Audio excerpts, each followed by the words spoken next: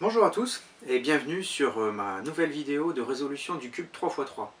Comme d'habitude, je vais vous montrer comment faire pour le réussir avec les trois étapes classiques, c'est-à-dire la face blanche, le deuxième étage et la face jaune. Dans cette vidéo, vous allez voir apparaître des petits schémas en haut de l'écran. Ce sont les algorithmes qui vont être nécessaires à la résolution du cube.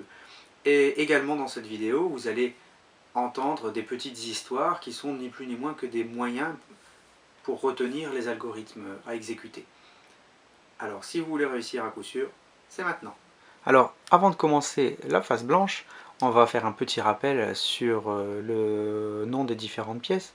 Cette pièce là, qui est ici au milieu, c'est une arête, alors que cette pièce là c'est un coin. Cette pièce ici, c'est un centre. Alors on va commencer par le centre blanc puisqu'on veut faire la face blanche. Ici on a déjà un blanc qui est bien placé, donc c'est du blanc et du rose, et comme pour le 2×2 on va essayer de faire la face blanche avec la couronne. Donc de part et d'autre du blanc rose, on va mettre du blanc rose. Donc on cherche, si on trouve un blanc rose, il y en a un ici, on va le ramener. Donc ici il n'est pas bien placé, on a le blanc rose mais il ne s'est pas bien mis, donc vous allez voir qu'il n'est pas à la bonne place. On va devoir le mettre ici. Donc, regardez bien, si je fais basculer mon blanc rose, eh bien, j'ai fait partir celui-là. Donc là, on utilise la même technique pour le 2×2, c'est-à-dire que je fais basculer la pièce que je veux protéger, je monte la pièce que je veux amener, et ensuite je reviens avec ma pièce que j'ai protégée. Voilà, donc là, on en a mis deux côte à côte. On va essayer de chercher le troisième. Alors, il est tout juste ici. Et là, c'est beaucoup plus simple puisqu'on n'a qu'à le basculer. Voilà, donc on a déjà une ligne avec un morceau de couronne. Maintenant, c'est ici qu'on va avoir du blanc-bleu. Donc je cherche mon blanc-bleu, il est ici. Voilà, donc là encore une fois, si je le fais basculer, je perds mon centre. Donc je vais mettre en sécurité les pièces que je ne veux pas perdre. Je monte avec mon blanc-bleu et je reviens. Et en fait, on fait la même chose tout autour. Cette étape est assez intuitive, pas forcément d'algorithme à apprendre pour la résoudre. Lorsque vous avez terminé votre face blanche, ça doit ressembler à ça.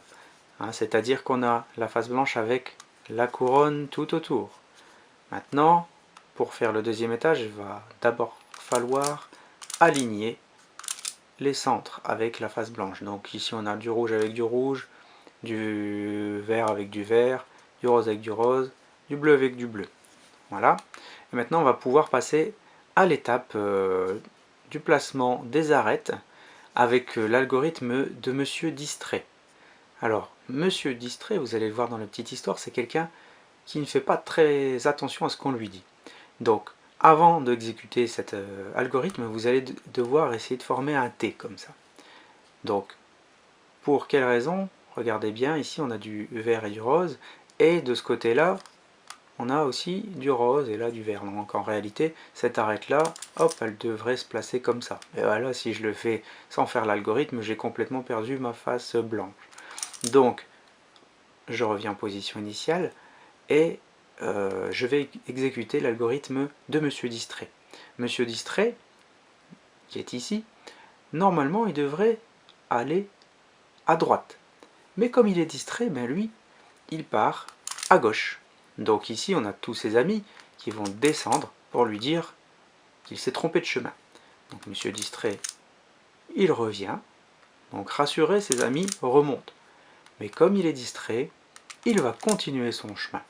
Et au passage, il va faire tomber tous ses amis. Donc là, conscient de sa bêtise, il revient en arrière et il va aider tous ses amis à se redresser. Et maintenant, si on regarde bien, on se rend compte qu'on a notre arête qui s'est bien placée.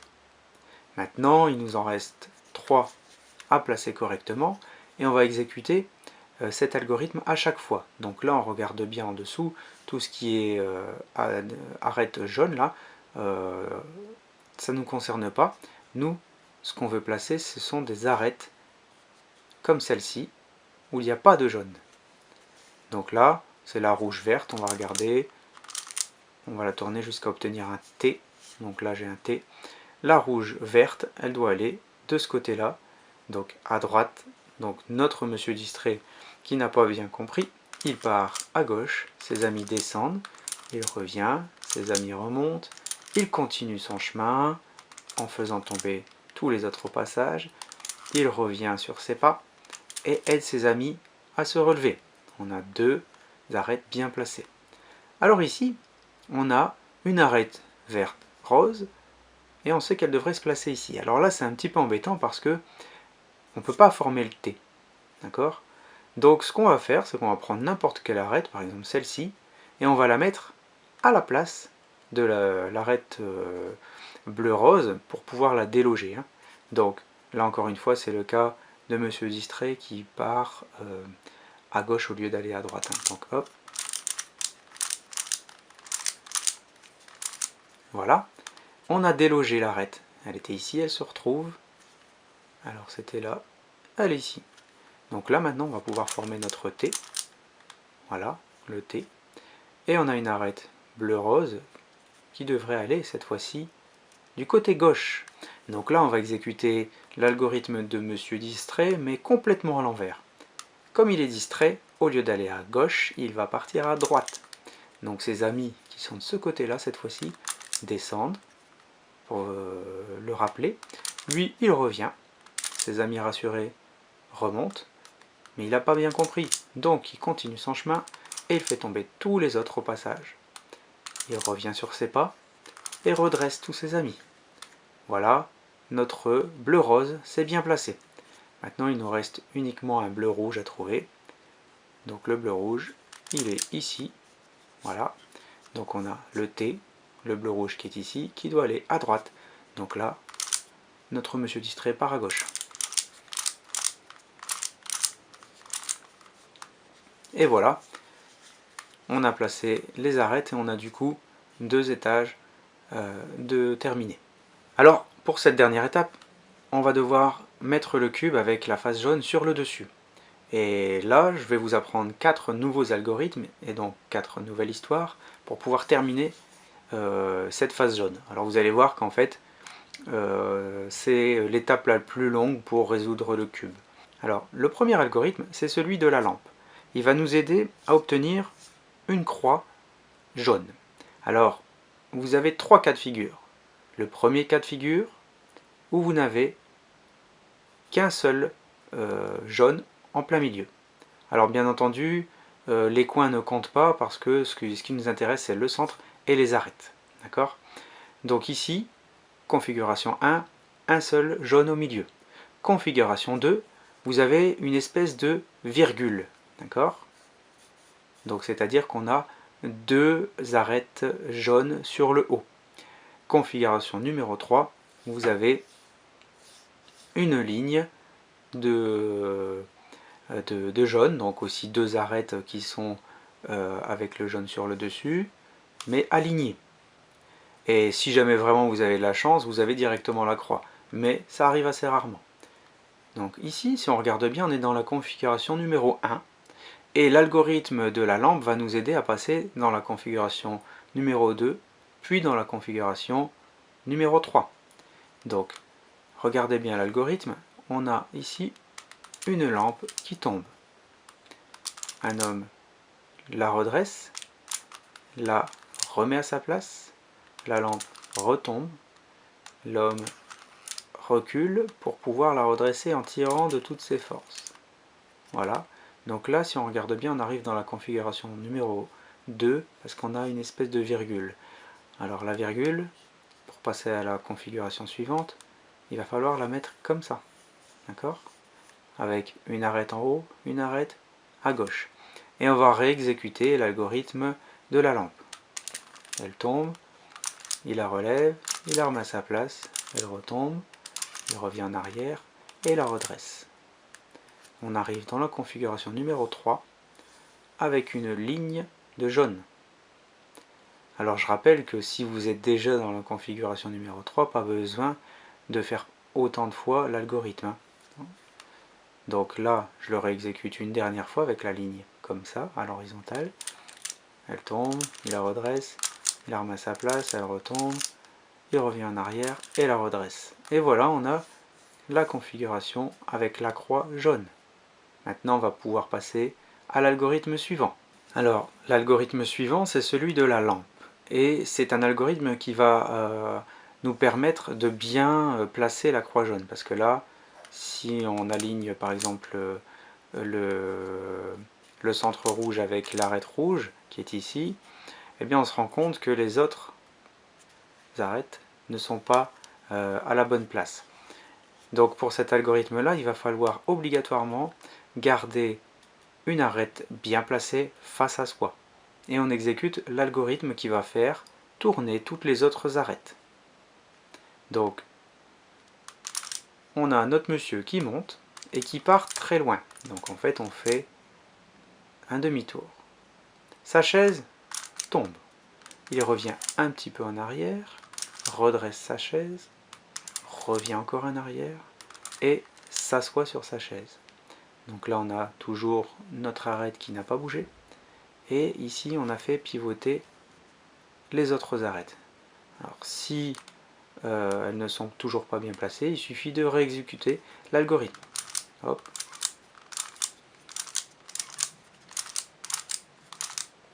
Et là, nos arêtes sont bien placées, on va pouvoir passer à l'algorithme suivant. Mais là aussi on a un cas particulier qui peut arriver où on a deux arêtes qui sont bien placées comme ici, mais de l'autre côté on a deux arêtes qui sont inversées.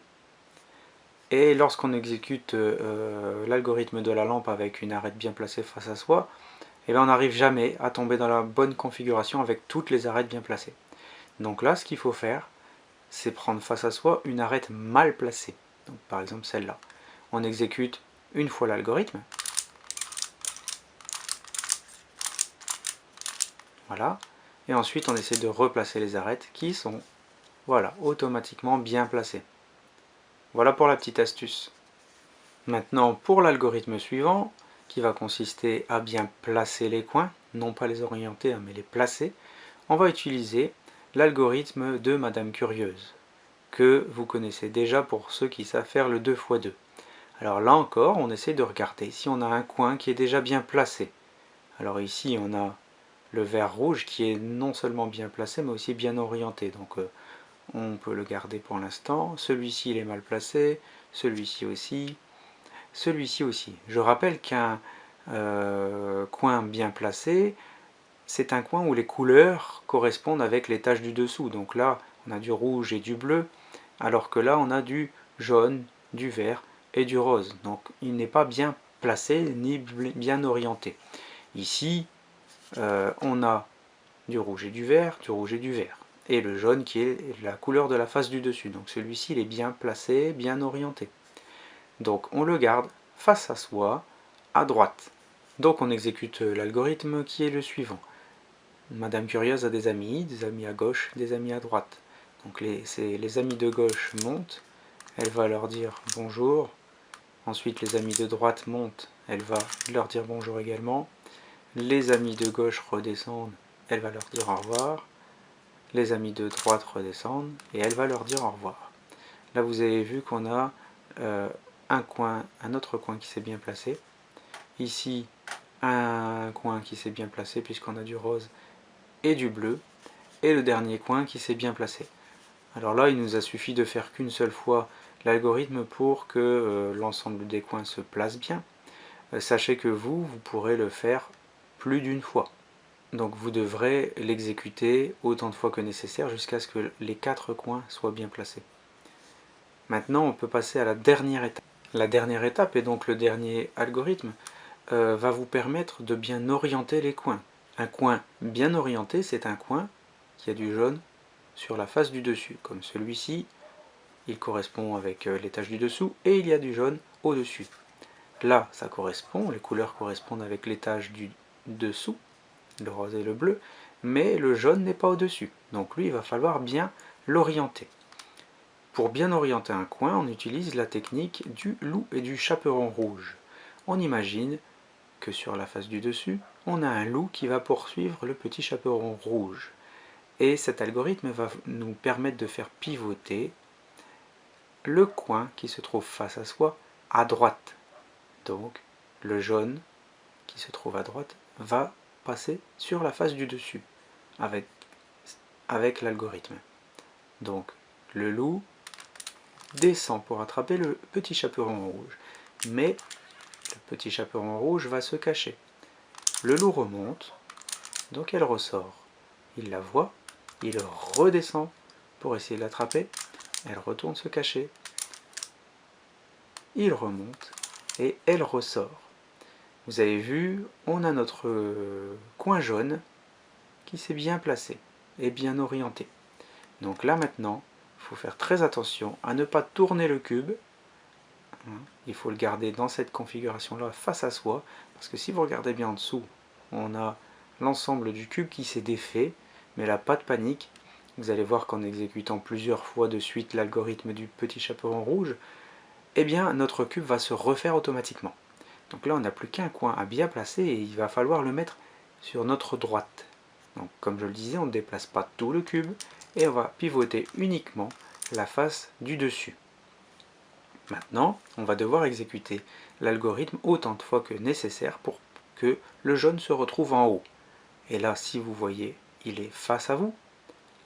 Ensuite, après une première fois, il va se retrouver à droite. Et après une deuxième fois, il va se retrouver au-dessus. Et normalement, notre cube sera terminé. Alors, on exécute. Elle descend, elle va se cacher, remonte, elle ressort. Il descend, elle va se cacher, elle remonte, elle ressort. Vous avez vu, il se retrouve à droite. On réexécute une deuxième fois. Il descend, elle va se cacher. Il remonte, elle ressort. Il descend, elle va se cacher. Il remonte, elle ressort.